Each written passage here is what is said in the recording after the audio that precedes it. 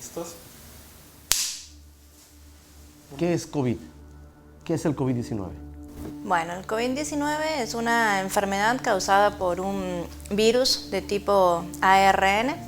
Ahí pertenece a una familia de virus que se llaman coronavirus. Se llaman así porque tienen en su cubierta una corona de glicoproteínas que le dan el aspecto al mirarlos al microscopio como si fuera una corona. Y actualmente existen 7 virus de los coronavirus que son infectantes para los humanos, pero los más conocidos son el SARS, el MERS y el SARS-CoV-2, que es el causante de la enfermedad de COVID-19.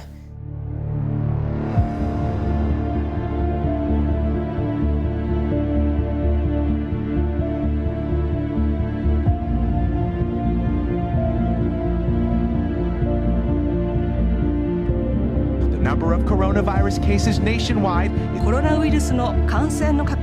Acaba de confirmar el primer caso positivo de coronavirus en Argentina. 2 víctimas mortales por coronavirus en España. New coronavirus restrictions. Y el COVID-19 sigue propagándose en todo el mundo.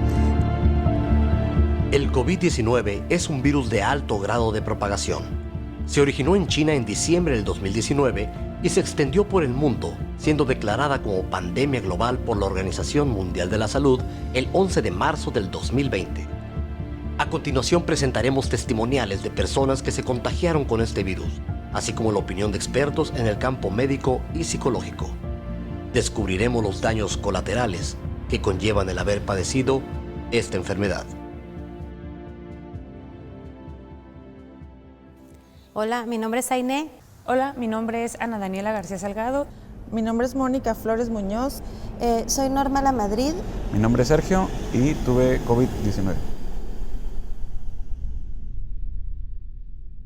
Antes de que te diera la enfermedad, ¿tú qué pensabas del COVID-19? Ok. Pues primeramente, si te alarmas, las primeras noticias sobre un nuevo virus, y cómo iba propagándose pues, territorialmente en el mundo. Sin embargo, pues con la sobreinformación que existe en Facebook y todo este tema de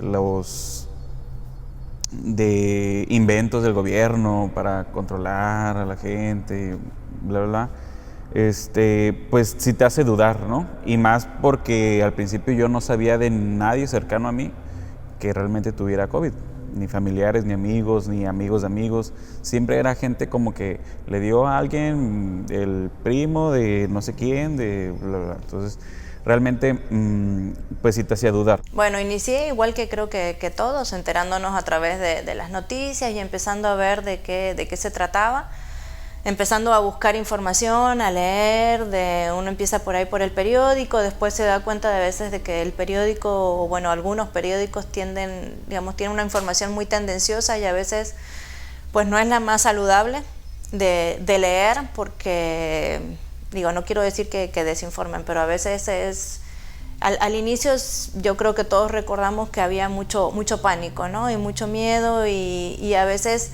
La noticia del periódico, ver el mapa mundial, teníamos el mapa de Johns Hopkins donde podíamos ver todos los días cómo se distribuían los casos, qué pasaba en Italia, cómo estaba en España y nos resultaba realmente como un estado casi de guerra, ¿no? Pues en realidad desde un principio lo tomé con seriedad y empecé a investigar sobre él y estaba más o menos al tanto de qué síntomas y las personas que ya lo habían tenido, entonces para estar al pendiente y con cuidados, los más cuidados que yo podía, esos los implementaba porque la verdad yo sí creía que era una enfermedad que no iba a durar tanto, ¿verdad? Pero sí creía en ella y sí me cuidaba. Había leído, pero con tal de no paniquearnos o estar como pensando siempre en lo que estaba sucediendo en el mundo, lo veía francamente muy lejano. O sea, decía, aquí nunca me va a pasar a mí, nunca le va a pasar a mi familia, ni a nadie cercano. Muy lejano lo veía francamente. Me río de mí misma y pensaba que era inmune, porque estuve expuesta, según yo, en muchas ocasiones a ser contagiada y nunca me había contagiado. Entonces, la verdad, pensé que era inmune. Yo tenía la idea de que obviamente las personas más sanas o con una mejor salud no iban a tener una enfermedad tan agresiva. Esa idea cambió después de que tuve el COVID-19. Bueno, básicamente lo que vive la persona, como bien lo ha comentado usted, va a depender del proceso individual, del proceso individual de cada persona. Lo que sí en término global que tú comentas, y eso lo voy a jalar un poco, el cerebro en sí, en términos generales, tiende a encontrar respuestas. Siempre nuestro cerebro y nuestros procesos cognitivos de pensamiento, de cognición y por ende de sentimiento van siempre a tratar de encontrar una respuesta.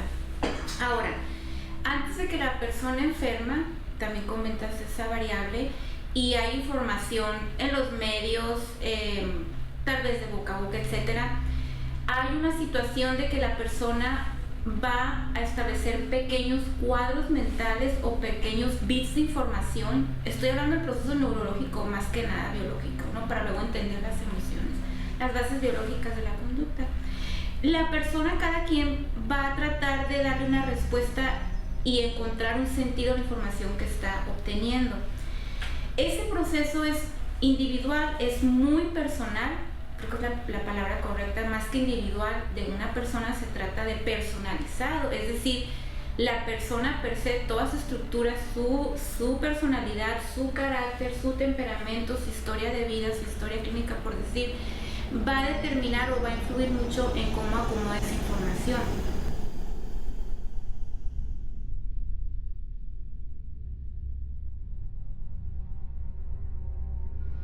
Es nuestra última oportunidad de hacerlo y hacerlo ya. Y esto requiere que de manera masiva nos restringamos y nos quedemos en casa. Por eso decimos directamente a la sociedad, a todos y cada uno de los miembros de esta república, quédate en casa, quédate en casa, quédate en casa, porque si lo haces tú y lo hacemos todos, es la única manera de reducir la transmisión de este virus.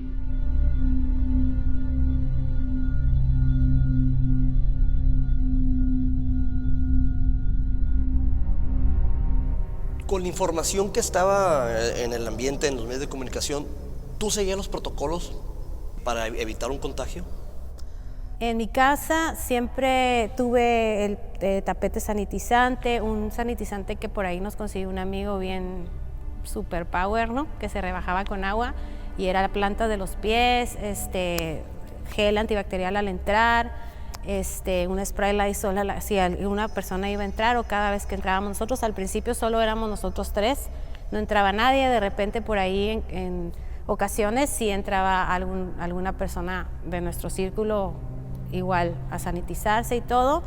Si yo salía al mercado o a cualquier lugar, para empezar en los primeros meses no salíamos, ¿no? Como un mes no salíamos para nada, ejercicio en casa y todo. Y si llegábamos a salir, obviamente siempre usábamos el cubreboca desde un principio y alejados de la gente, ¿no? Y salir lo menos posible. Y básicamente los protocolos que se nos indicaban, esos los implementábamos, sin ir a fiestas, sin ir a ver a mi abuelita, sin ir a ver a nadie, pues.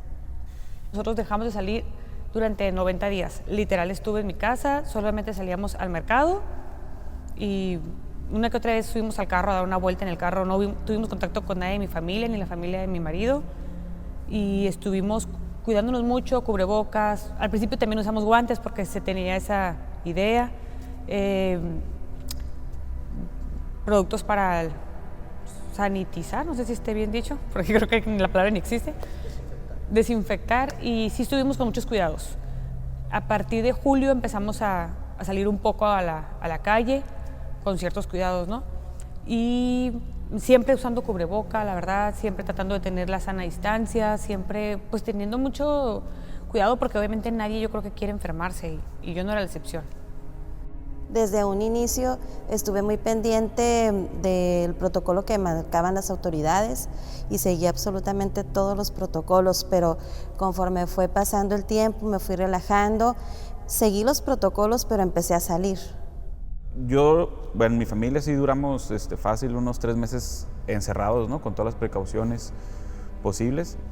Sin embargo, pues también la economía, pues te hace tener que volver a salir, ¿no? Salir a buscar pues el sustento, ¿no? Entonces, pues empecé otra vez a activar también el trabajo, los pendientes que se habían quedado y me confié. No al 100%, viéndolo en retrospectiva, no.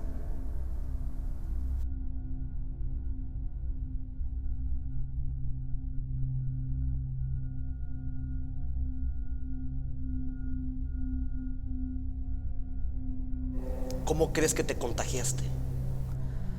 Trabajo en una escuela, me toca atender el filtro sanitario. Trabajo una semana haciendo guardia y 2 semanas trabajo desde casa. Entonces, cuando me toca estar allá, atiendo a toda la gente que entra a la institución. Le tomamos la oximetría, la temperatura, les hacemos un cuestionario referente a toda esta situación, el COVID. Esa puede ser una posibilidad, pues estoy expuesta a gente. La otra es mi novio, mi pareja, también tiene un trabajo que hace que esté más expuesto, digamos, a gente. Se me ocurrió la brillante idea de irme a vender a un tianguis justo una semana antes de tener el primer síntoma. Nunca pensé que podía a lo mejor ahí contagiarme. Ahora que lo veo, pues pudo haber sido ahí también, ¿no? Había mucha gente, en todo momento utilicé el cubreboca. De hecho, por algún rato usé guantes, sin embargo, pues también estuve muy expuesta a mucha gente.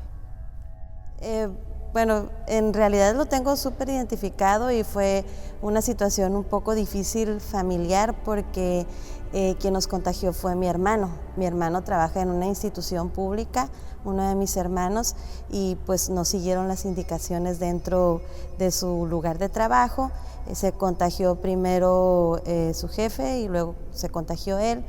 Y nos relajamos a nivel familiar, vino a visitarnos.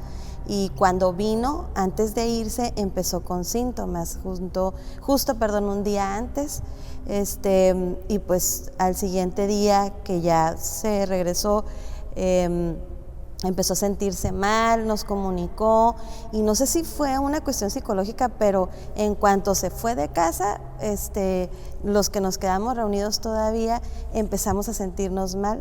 Al siguiente día también, pasaron 2-3 días más o menos y nos hicimos la prueba rápida y pues obviamente salió negativa.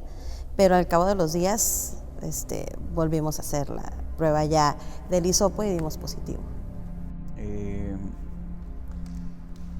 Yo creo que como me contagié fue por medio de mi hermana, ya que ella también salió positiva a COVID y cuando yo me enteré que ella salió positiva a COVID, yo a los días me enfermé y yo había convivido con ella tanto el 9 de septiembre como un fin de semana después. Entonces, pues yo me empecé a sentir mal un 16 de septiembre. Entonces yo supongo que a lo mejor pudo haber sido posiblemente ya me contagió. Sin embargo, pues como yo también andaba en la calle haciendo otras cosas, no sé. Es una teoría, ¿no? Podría ser. Yo calculo que me contagié un 22 de septiembre porque me enteré que una persona con la que tuve, la verdad, no sé, 10 minutos de convivencia estaba enferma y a los 4 días yo empecé a presentar los síntomas. Entonces yo estuve entre un 22 y 26 de septiembre que contraje el virus. Yo supongo, porque en realidad no tenemos la certeza de dónde nos contagiamos de verdad, ¿no? Entonces yo solamente me limitaba a ver a 2 personas de mi círculo que son mis mejores amigas, ¿no? Y las veía, o sea, yo tenía 3 semanas sin ver a esta persona y decidimos ir a cenar a un lugar pues abierto, la ventana estaba abierta, todo. Yo llegué en Uber, ella llegó con otra amiga en el carro, nos sentamos a cenar, 1 hora y media, cenamos, Siento yo que ahí fue, más no estoy segura porque en realidad no puedes saber, a lo mejor yo ya días antes o al día siguiente, no sé, ¿no? Pero es como mucha casualidad, ¿no? Y en realidad no puedes decir tú me contagiaste, sino uno se expuso porque un descuido, pues. Entonces yo siento que el descuido fue que compartimos alguna cuchara o algo en la cena, porque en realidad era un lugar abierto, no estábamos muy cerca. Y de regreso me llevó a mi casa y yo iba con cubrebocas atrás, o sea, yo todavía iba con cubrebocas atrás y ella enfrente y no me quise ir enfrente con ella, o sea, sin saber en realidad, ¿no? Porque eso era, según yo, me estaba cuidando, pero es en un descuido, en realidad. Primero lo que pasa es que cuando uno se contagia, lo primero que ocurre es que el virus, al entrar a nuestro organismo, necesita replicarse, es decir, necesita producir copias de sí mismo para poder, digamos, y así sobrevivir, y cuando tenemos una determinada cantidad de copias es cuando aparecen en nuestro organismo los síntomas y también empezamos a eliminar esas copias a través de la vía de infección, que es la respiratoria, ¿no? Entonces ya sea nuestras gotitas de saliva al platicar, nuestras gotas de saliva al estornudar o al toser. Entonces habitualmente, sí, en el promedio, digo, un paciente puede ser infectante desde los primeros días del contagio. Hay unos que se alargan, como platicamos recién, pero generalmente sí son estos como 5 días, entre 3 y 5 días en que el paciente puede empezar a contagiar a otros, ¿no? Eso depende de la velocidad con que se haga la replicación viral en cada paciente, ¿no? En el caso de este personaje ficticio, Paco, ya se aventó un mes y medio de confinamiento. Al principio fue la aceptación, después empieza a haber la duda porque no saben cuándo va a acabar esto y de repente se enferma de COVID. ¿Cuál es el proceso psicológico? ¿Qué es lo que pasa por Paco en su mente al saber que o contrajo esta enfermedad que es mortal en algunos casos? Sí, correcto. Bueno, entonces aquí ya vuelvo a citar la cuestión de la historia del tiempo de esto. Entonces aquí ya entramos y salimos de lo que es el primer confinamiento, luego la segunda etapa de que va a haber más semanas o cuándo se va a acabar, o como dice usted, la duda de qué pasa con esto, y luego la tercera etapa de esta historia, ¿no? De esta película, por decir, es cuando ya Paco se enferma, ¿no? Para cuando Paco se enferma, asumiendo que ya pasó el primer confinamiento o finales del primer confinamiento o el confinamiento segundo, digamos, en términos globales, de esquema en que estamos ahorita, ya se insertó, al enfermarse hay lo que es el síndrome de estrés postraumático. ¿Qué quiere decir esto?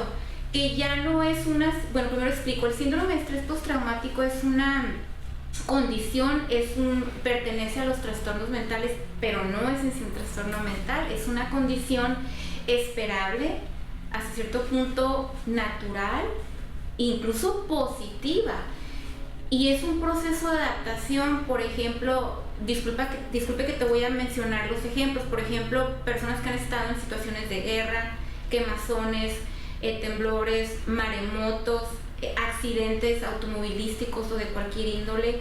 La ciencia y los manuales mundiales de trastornos nos tienen muy claro que va a suceder esto en las personas. Es decir, y ahora sí ya podemos hablar libremente, va a haber falta de sueño. Recordemos que está el aspecto físico del virus, pero también, por si fuera poco, está la adaptación por el instinto de supervivencia. El síndrome de estrés postraumático, va a haber problemas con el sueño, el estado de sueño y vigilia, a veces va a despertar muy temprano, es donde ahí entra el shock en la vigilia, los estados de sueño que se va a acostar muy tarde, Paco en términos generales, va a haber una desmotivación seguramente, puede haber pesadillas, puede haber terrores nocturnos. ¿Cuál es la diferencia? La pesadilla es pues estar soñando un sueño muy incómodo con mucho miedo, y el terror nocturno pues se va súbitamente a despertar probablemente sudando y sintiendo que es vívido lo que está pasando, como por ejemplo el que está muriendo o el que está entubado y se ve a sí mismo que está falleciendo y no está nadie con él, por ejemplo.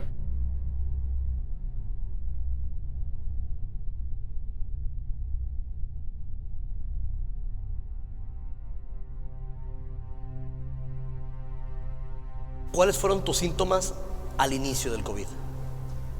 Lo primero que sentí fue un dolor de garganta. la garganta súper irritada. Soy una mujer muy sana, jamás tengo el umbral del dolor súper alto y al menos de que me sienta súper mal, ya empiezo a decaer o algo así, pero inmediatamente empecé a sentir un dolor de garganta muy extraño, muy fuerte, y empecé a ver cómo mi estado de ánimo se deterioraba con los días. Esa mañana empecé a toser, casi siempre tengo tos, sin embargo ese día empecé a toser y durante el transcurso del día sentí que tosía más. Más tarde sentí el cuerpo así como medio raro, como con temperatura, pero me la medí y no la tuve arriba de lo normal. Ya en la noche empecé a sentir como un oído medio inflamado y un ojo me empezaba a llorar y dije, no, pues un resfriado, ¿no? Ni siquiera me pasó por la cabeza que podía estar contagiada de COVID. Ese fue mi primer día. A los 2-3 días empecé con un dolor de garganta. Fui al médico, al día siguiente me dijo que no era COVID, que era simplemente los cambios de clima y que había estado en un lugar caliente, llegué aquí con frío. Me mandó medicamento para desinflamar la garganta. Al día siguiente yo amanecí mejor, pero después, que fue un miércoles, empecé a sentirme más mal, empecé a sentir un dolor de cuerpo, como mucho cansancio. Cuando yo regresé de mi viaje, yo me entero que mis hermanos están con COVID, pero yo no los había visto, básicamente 3 semanas antes yo no he tenido contacto con ellos, por lo cual ellos no me contagiaron, ¿no? Entonces yo siento que yo tuve mucho estrés esos días porque mi hermano estaba muy grave. Cuando yo regresé él ya estaba muy delicado. Entonces tuve mucho estrés, me reúno con esta chica y siento que ahí es donde me contagio y creo que el estrés que yo manejé en esos días pues debilitó posiblemente mis defensas y fue más fácil que yo me contagiara. Dolor de cuerpo, calentura, lo que era malestar en la garganta y me costaba conciliar el sueño. Una semana así, tal cual. Y también perdí de apetito completamente. En la primera semana yo bajé 6 kilos, porque realmente no te da hambre, o comes porciones muy, muy pequeñas. Había vientos como Santana y yo sentía como aquí alergia, como ahorita, como alergia, como seca la nariz y así, pero todo normal, o sea, no me sentía mal ni nada. Para el miércoles empecé a perder el sentido del gusto y del olfato, entonces es donde yo dije sí, y ya esta persona había salido positiva, entonces a mí lo único que me quedaba era hacerme la prueba para pues asegurarme que sí. En ese momento, el martes en la noche, yo decidí, antes de saber, yo encerrarme. Ya me encerré y para el miércoles empecé ya con síntomas de pérdida de olfato y de gusto.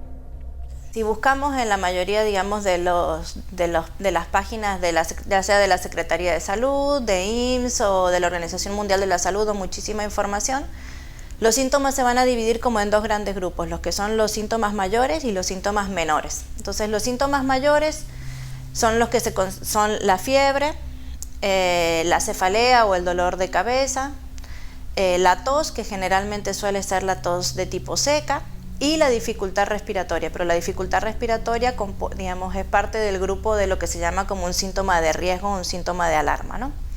Entonces, esos síntomas mayores se pueden asociar a síntomas menores, que son como la mialgia, o sea, el dolor muscular, los dolores articulares, la diarrea, que muchos pacientes presentan diarrea, la falta de olfato, que es la anosmia, ¿sí? La digeusia, esa falta de sabor que muchos pacientes manifiestan, ¿no?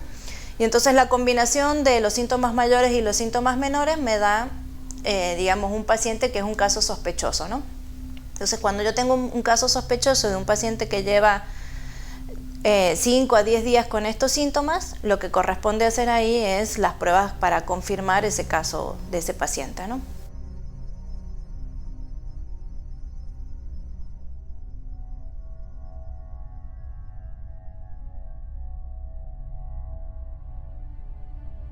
Dentro de este tiempo, quiero que te traslades al punto que podemos decir fue el pico, el epicentro.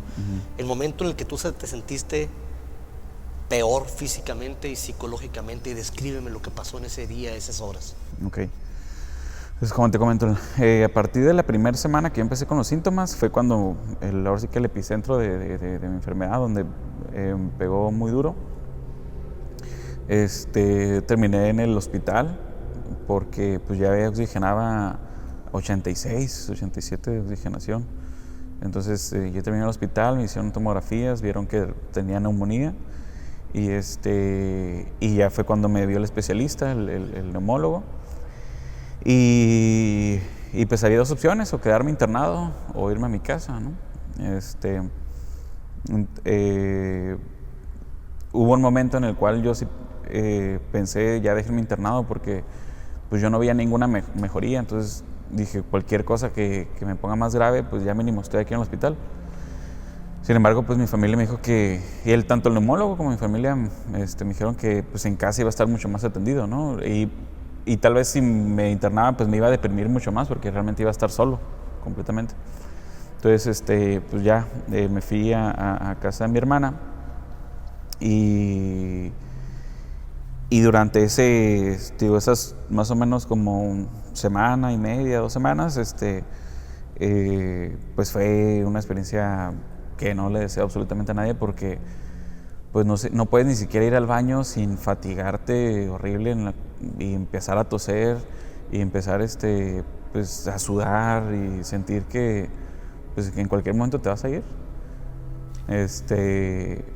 También el no poder dormir del miedo, o sea, yo no podía dormir del miedo que me causaba el despertarme en la noche o con un ataque de tos, porque ya me pasaba que yo si acaso me podía dormir 2-3 horas y me despertaba con un ataque de tos, faltándome el aire, aún con el oxígeno puesto, entonces pues me daba miedo dormir, y aparte pues también el cuerpo absorbe todo lo que tienes ahí reservado de proteína, de grasa, porque pues adelgacé una talla, en total bajé 11 kilos, te sientes obviamente súper débil porque los músculos los sientes totalmente débiles, o sea, el pararte de la cama, el levantar algo te cuesta mucho trabajo, ¿no? Entonces es como si de la noche a la mañana te hubieran absorbido toda tu energía, absorbido todas tus proteínas, vitaminas, energía, todo. Entonces sí es pues bastante traumático y para el cuerpo y también mentalmente, ¿no? Ha de haber sido como el día 8 o 9, sentía como que no mejoraba nada. Ya el respirar así lo mínimo era un dolor muy extraño en el pecho que nunca había sentido, no tenía flemas, tenía muy poca tos, sin embargo el jalar poquito aire era muy molesto y seguía con sueño y seguía fatigada y seguía sin hambre y yo decía, necesito ya, o sea, una mejoría, poquito, algo y al otro día, digo, milagrosamente, la vida, lo que sea, me desperté y fue así un cambio radical totalmente de ánimo y de todo, ¿no? Ese día ya sentí un poco de hambre y ya pude sentir la diferencia, pues, del día anterior a esa mañana. Bueno, como muchos han de saber, vas evolucionando, pero creo que al cabo de una semana fue donde toqué piso porque a mí me afectó mucho el sistema nervioso y mi estado de ánimo. La parte emocional me pegó muy fuerte, o sea, tal vez porque mi cuerpo no respondía a cosas que me gusta hacer como ejercicio, trabajar, estar en contacto con las personas con las que convivo a diario.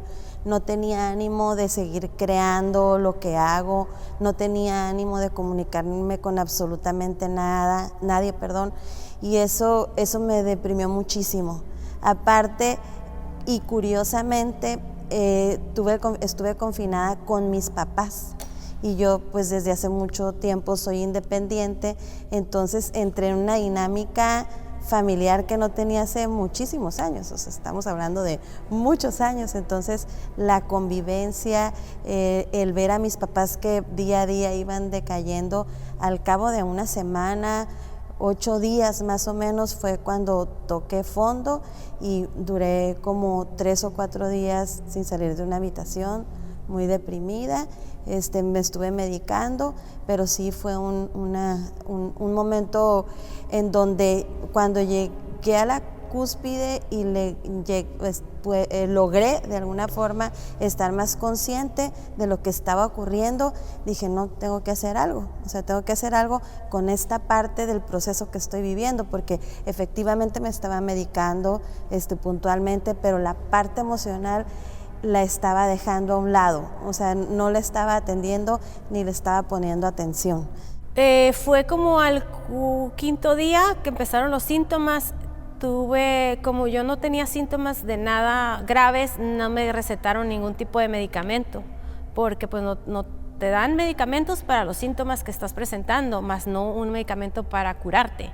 Entonces yo estaba con pura vitamina C, con tés de jengibre, puro natural y aceites esenciales y aromaterapia y mucha agua, entonces y CBD para calmar, pues para estar tranquila, porque mi esposo al mismo tiempo que yo estaba enfermo conmigo, estábamos juntos, y entonces tu mente juega muchas cosas. Entonces yo, para mantenerme tranquila, tomé el CBD y tomé, yo creo que de más, y el ajo y el jengibre bajan la presión. Entonces al 5.º día tuve un sustazo de que casi pido una ambulancia, porque en realidad no sabía qué me estaba pasando. Se me bajó la glucosa, pero feo, yo no sabía, yo decía, ¿qué me está pasando? O sea, las piernas aguadas, la boca seca, pero seca como nunca en mi vida, la visión se me estaba cerrando de esta manera.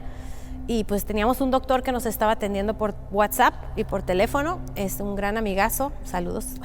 Entonces le empecé a describir mis síntomas, pues porque no sabía qué me estaba pasando, o sea, el corazón acelerado, no, sentí que me iba a desmayar.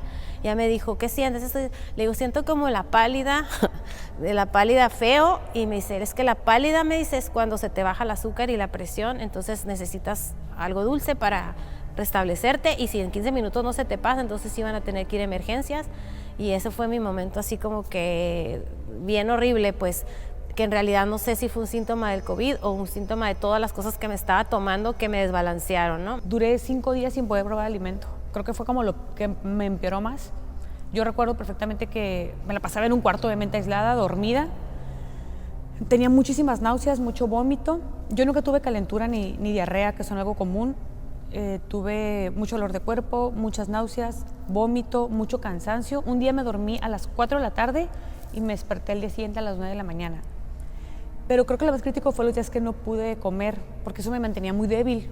El no poder comer, no probar alimento, yo creo que, sin exagerar, me comía la mitad de una manzana al día. Recuerdo que entró mi esposo y me dijo, si sigues así te voy a llevar al hospital. Y eso me dio mucho miedo, porque yo no quería ingresar a un hospital por nada del mundo.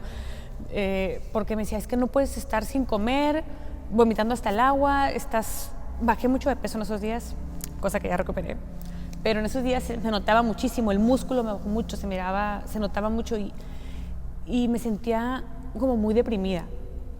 Y la situación en el hospital con el paciente en particular, pues sí es una situación difícil, en el sentido de que los pacientes a veces rápidamente se ponen, digamos, tienen síntomas severos. Es necesario llegar incluso a veces con algunos pacientes a la intubación. Sabemos que la sobrevida de los pacientes intubados no es alta, entonces, y el paciente lo sabe, entonces decidir cuando uno pide el consentimiento al paciente para intubarse, el paciente en cierto modo sabe que muy probablemente no, digamos, sea la última vez que esté consciente en ese momento. Y la falta de, como mencionamos antes, de que el paciente tenga contacto con su familia o que pueda despedirse de su familia, también es un punto humanitario, creo que como muy importante, ¿no? O sea, es de las pocas veces en las que los pacientes pues mueren lejos de su familia y mueren solos, ¿no? Y no les permite, más allá de que a veces podemos tener un teléfono o una tablet para que se comuniquen, pero no tienen una mano conocida, un abrazo de nadie que conocen.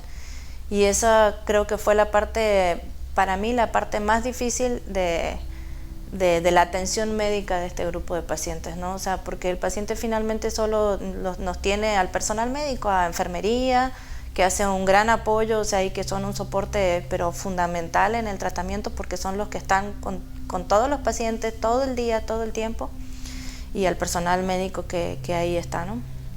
Ahora, pues son situaciones muy ansiogénicas, pero también es importante que la gente sepa que estos procesos son normales. Recordemos que es un shock, esto del virus. Entonces, un shock físico, por supuesto, y que también ataca el sistema nervioso. Entonces, el virus no nada más de la cuestión física y la oximetría y demás, ataca el sistema nervioso. Entonces, por si fuera poco, está el virus, la cuestión física, está el síndrome de estrés postraumático por algo que está sucediéndole a Paco que no le había sucedido y que es, como dice usted, puede ser debido a muerte. Y 3, aparte estamos pasando con una situación de que el virus ataca el sistema nervioso.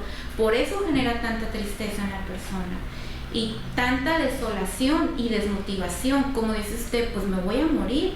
Incluso aunque la persona su oximetría esté en términos normales para los que hemos vivido esta enfermedad, ya sea personalmente o con personas de cerca, aunque la fiebre haya bajado, por decir algo, aunque ya esté empezando un poquito el apetito o demás, sigue presente la depresión o la tristeza. ¿Tú llegaste a pensar que ibas a morir? Sí, varias veces. ¿Qué pasa por tu mente? Escríbenos.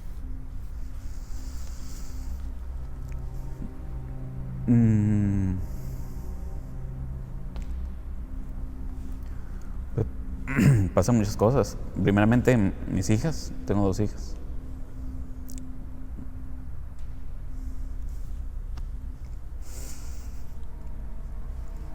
Por supuesto, sí. Sí, y es una de las cosas malas de este virus, que de un momento a otro te puede cambiar la salud. O sea, de un momento a otro te llega un síntoma nuevo, ¿no? Y el hecho de no sentir mejoría. Y yo decía en ese momento, oye, yo tanto que me cuido, tanto que me cuidé tanto tiempo, tanto que cuido mi alimentación, que traté de no contagiarme, o sea, ¿por qué me contagié? ¿Por qué tan fuerte, no? Ahora sí creo que a lo mejor esa preocupación que yo sentía no ayudaba a que yo mejorara. Me sentí súper vulnerable, o sea, sentí que cualquier persona, aparte de mí, mis papás, que son pues las personas más importantes en mi vida, pues se podían ver expuestos a una situación que estaba fuera de nuestro control. Y aunque no teníamos los síntomas graves, pues no sabes qué va a ocurrir de un día al otro, ¿no?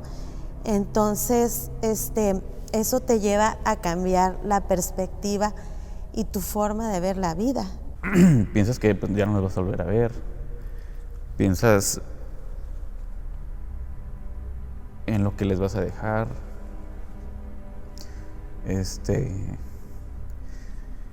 Pues en hacer llamadas, ¿no? De trabajo con amigos,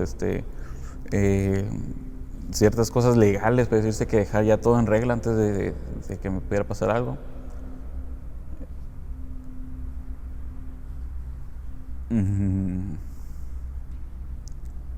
Pues sí te deprime. Yo sí unos días sí entré en depresión, en acumular mucha ansiedad, el no poderme sentir mejor.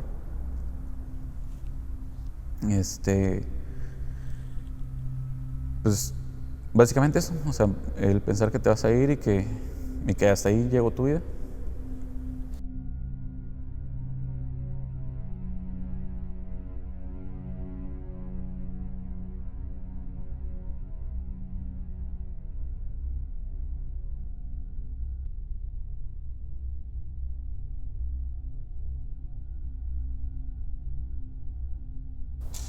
Vamos a hacer un ejercicio ahorita, en un momento. Necesito que cierres tus ojos. Necesito que respires profundamente. Y quiero que pienses en la persona que más quieres, en tu grupo de personas que más quieres. Y sin abrir los ojos, quédate pensando esos 30 segundos. Quiero que simules lo que hubiera pasado en su vida si lamentablemente esto hubiera sido fatal, si hubieras muerto tú por esta enfermedad?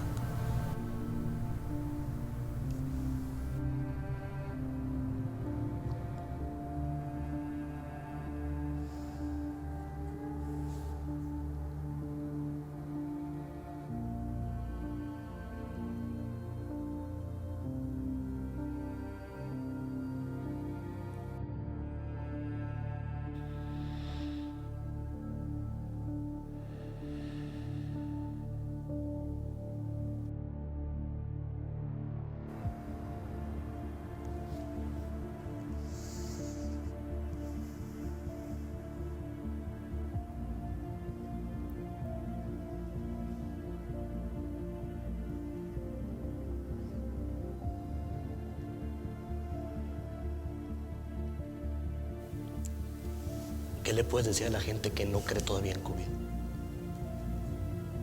Primero que no seamos egoístas y si a lo mejor uno no piensa, que pensemos en la gente que nos rodea, eso es más, en la familia, en el prójimo, y yo digo que es un deber moral el cuidarnos. Pues mi mensaje primeramente es que no le deseo absolutamente a nadie el enfermarse, contraer el virus de COVID-19. El tomar mucha conciencia, tanto por ustedes como sus seres queridos, su mamá, sus hijos, sus hermanos, sus hermanas. El no arriesgarlos, el cuidarlos, el compartir pues nuestros mensajes de pues nuestras experiencias las cuales pues gracias a Dios salimos adelante, pero mucha gente pues no lo logra. Creo que es momento de que dejemos a un lado los egos, que dejemos a un lado la individualidad y que pensemos en tomar conciencia colectiva de lo que estamos viviendo. Es una oportunidad de vida que tenemos para organizarnos como sociedad, para protegernos entre nosotros mismos y para estar muy claros en que cada acción que tenemos de manera individual afecta a los demás. Yo recomiendo que si no tienen que salir de su casa, no salgan. Es Navidad, ni modo. Tú en tu casa con los que vives y ya. Evita estar con gente con la que no vives, y si estás con ellos, o sea, mínimo a 3-4 metros, o sea, y funciona pues. Si tú usas las protecciones y esas recomendaciones, es muy bajito el porcentaje de que tú te contagies. Pero pido e imploro a los jóvenes y a las que se juntan y se reúnen, ustedes a lo mejor son asintomáticos, pero van a llevar eso a otra persona y a lo mejor está en su conciencia que esa persona no sobreviva, porque ahorita estamos viendo que no nada más son la gente adulta, mayor y todo, ya hay gente joven de 30 que aparentemente está sana y no, o sea, en realidad no sabes, a lo mejor tienes una enfermedad que no sabes que tienes y según tú estás muy sano y tú te estás contagiando y no la cuentas, y hay historias de terror de verdad. A mí me fue bien, pero sí hay historias muy, muy gruesas y está canijo que tú que tengas que ir al hospital y que no haya cama para ti, o que tu papá o que tu abuelito, porque no hay lugar en el hospital. No hay lugar y te vas a morir en tu casa. O sea, así de cruel que se oiga, pero así es.